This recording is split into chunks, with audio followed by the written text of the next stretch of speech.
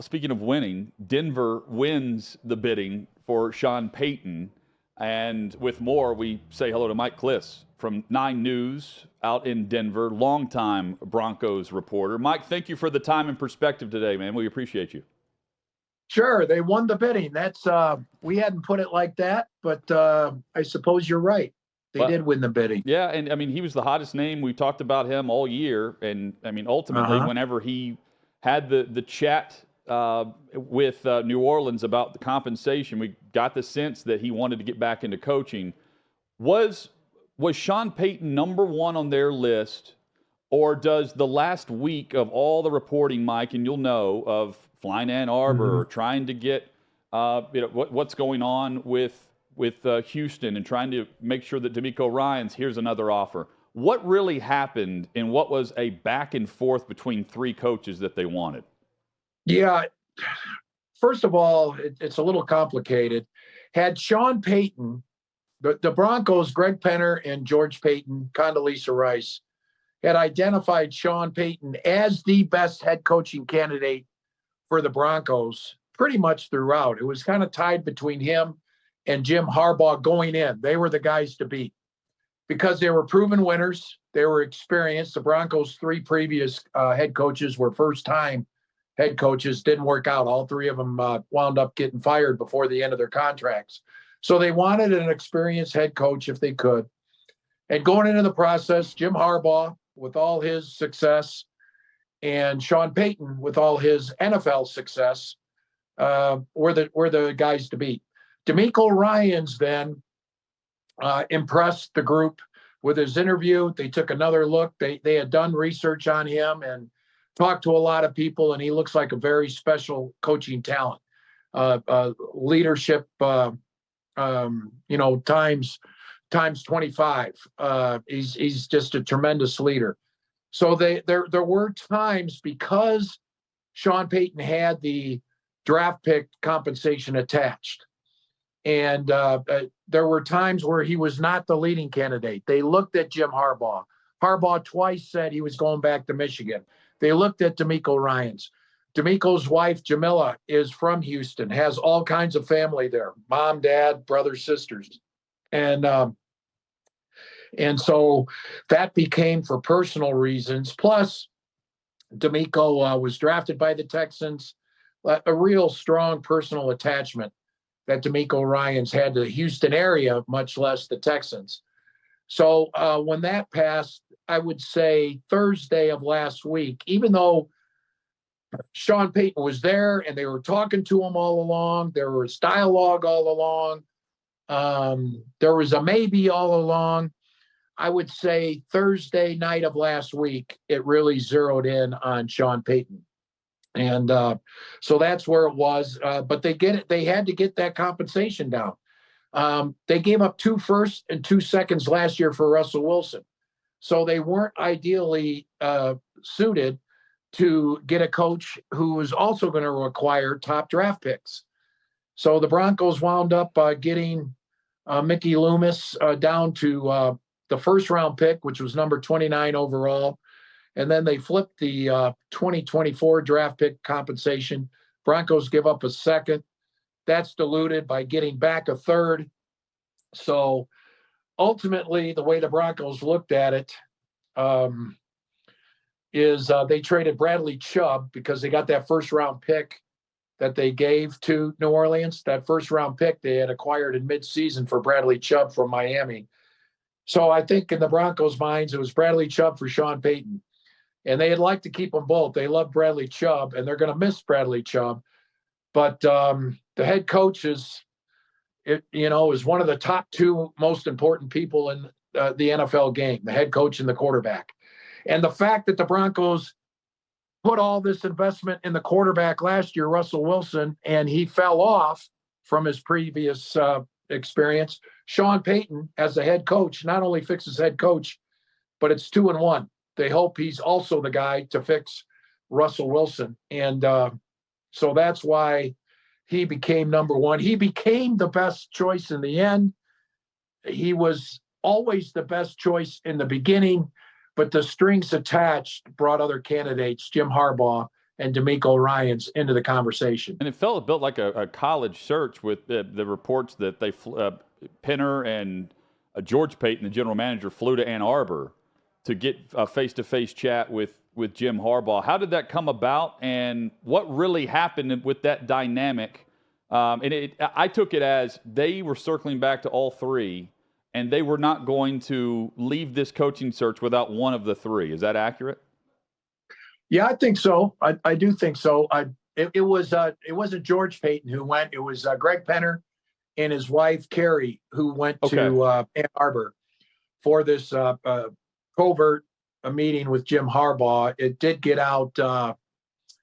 It got out 2 or 3 days later about that meeting, and I'm not sure how far it went as far as, was there an understanding that an offer was made? There wasn't really officially an offer made from what I understand. I do think from what I understand, they had agreed to kind of continue to go forward. And then the next morning, near as I can tell, Jim Harbaugh called the Penner back and said, no, I can't leave my guys. And so that's the best as I understand it, and talking to a lot of people. The Broncos say no offer was ever made, and that's probably officially correct, technically correct, but they're obviously interested. Otherwise, you don't go see him. Right. 9 days after he had already committed to going back to Michigan. So Harbaugh was there. And then when the timing was such, when Harbaugh said no, that's when D'Amico kind of jumped to the forefront. And that lasted about 24 hours. And D'Amico put out word that he wanted to go to Houston. So then that's when they started really zeroing in on Sean Payton. And again, they always knew Sean Payton was the right guy because he's the only guy of the candidates, or it's the quarterback whisperer for Russell Wilson. See, Jim Harbaugh is a heck of a head coach, great head coach, and he did wonders with the quarterbacks in the 49ers. Alex Smith was basically a number one overall bust that he resurrected into a 13-3 NFC Championship game quarterback. Then he goes the next year to Colin Kaepernick, this raw, untested athlete who could fire the ball 100 miles an hour. And he got, he had first and goal at the 5, second and goal at the 5 in the Super Bowl to beat his brother. Didn't complete the passes and lost the game. Harbaugh was that, but as far as working with quarterbacks, Sean Payton was was even better than Jim Harbaugh. Harbaugh, was a great candidate for setting the culture and establishing a winning program, as he's done everywhere. University of San Diego, Stanford, 49ers, Michigan. They were both, another thing that they liked about both Harbaugh and Sean Payton is that they're tough coaches. They're tough on players. They're tough on their coaches. After Nathaniel Hackett, who had the bro hug style and make things fun, I still think that style works too. And it didn't work here, so they wanted to go kind of 180 from that. They wanted tough coaching. They wanted to put these players who have lost for 6 or 7 years on edge. And so that's why Payton and Harbaugh were the top two to beat. The compensation of the draft picks was a problem, but they got around it as best they could. They still had to give up quite a bit. I think the Saints won too.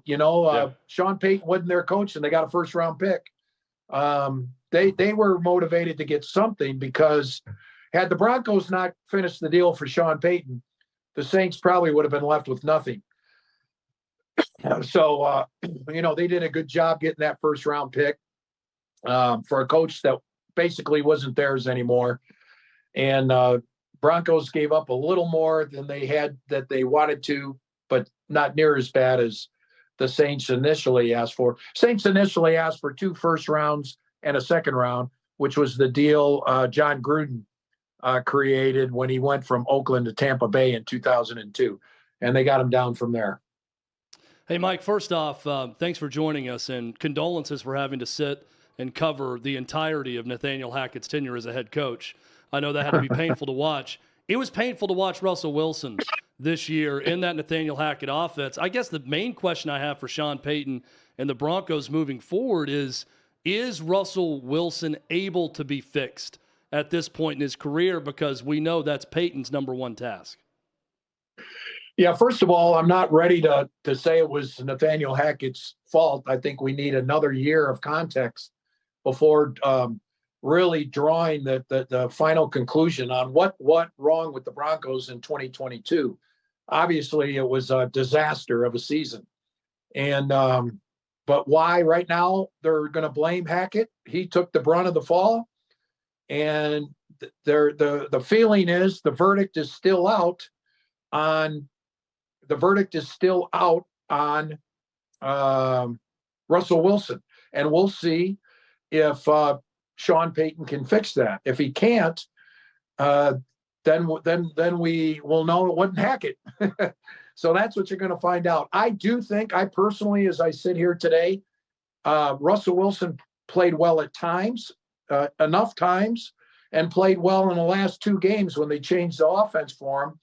I think he has a chance to get back to Russell Wilson of years past with the Seattle Seahawks. Maybe not the 2013, 2014, 2019 version of Russell Wilson, but the 2020 and 21 before he got hurt, that version of Russell Wilson. He's not, he's an athletic quarterback, and he has lost a little bit athletically as terms of burst and speed.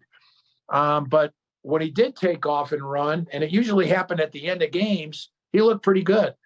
So I think Sean Payton said on his Fox telecast during the year, he would look at Russell Wilson's greatest hits from Seattle when he was asked how to fix them. He'd look at his greatest hits, top 40 plays, and reestablish the offense that fits, that gets Russell Wilson to do that again. So I think rather than the shotgun pocket quarterback, stay in the pocket passer that Russell Wilson tried to become in 2022, I think you're going to see him. First of all, you're going to see a greater emphasis on the running game. I think he's going to call the play that Sean Payton calls, not audible as much as he did at the line that we heard he did quite a bit. Not audible out of runs. You're running the ball here, and then your play action. I think if that happens, and I think Russell Wilson will be an effective quarterback for the Broncos in 2023. And if not, I think Sean Payton will be the type that say, "Sorry, Russ, you're not getting it done. We're putting somebody else in," and then we'll take it from there and see how that develops. But that's that's a hypothetical. But I do think Sean Payton and Russell Wilson, I think it's going to work as best as it possibly can for Russell Wilson. My first reaction to the Sean Payton trade and then signing him with the Broncos was, this is a move fitting of a Walton. Mm-hmm. And then I start thinking about the Walton, now the richest, not just deal, but the richest group to own an NFL team. Have you been able to tell anything about what this could look like now with Rob Walton and his group owning the Denver Broncos and what that may look like moving forward? Well, they're going to have all resources is not going to be a problem. But they had resources, believe it or not, they had resources before. When Joe Ellis was running the team, the Broncos still, for 5 years, when Joe Ellis and John Elway were running the team, the Broncos won 5 AFC West championships and went to 2 Super Bowls and won one in 2015. Now that same leadership group, it didn't get it done in the last 5 or 6 years. And they struggle with a quarterback, they struggle with the coach. And so it's not, ownership only comes into play. Someone told me this, there's 4 pillars to an NFL team. It's the owner, it's the general manager, it's the head coach, and it's the quarterback. Those are the 4 pillars to a successful NFL franchise. Really, the only time ownership comes into play This is why some of the cheaper owners still have good teams. The only time ownership comes into play is when there's one of those other three pillars that are crumbling. And right now the head coach crumbled, so to speak, and so the owner stepped in and got the best coach, and no expense was spared. Sean Payton's not coming cheap. Jim Harbaugh wasn't going to come cheap. Rob Walton, by the way, is the controlling owner, but he's really left the operations of the team to his son-in-law, Greg Penner. Greg Penner is the CEO, and he's running the team. His wife, Carrie, is very much involved. Condoleezza Rice, who has just a small percentage of the team financially, has a lot of hand in the team. So she was part of the ownership search. So they'll have every available resource. They had it before, but that's why I say it's about the coach and the quarterback and the GM too, George Payton, to get this right. Russell Wilson to Denver, one of the top storylines of last year, and it remains there now paired with Sean Payton for the Broncos. Mike Klis covers the Broncos for 9 News, longtime Broncos reporter there. Mike, thank you for the perspective.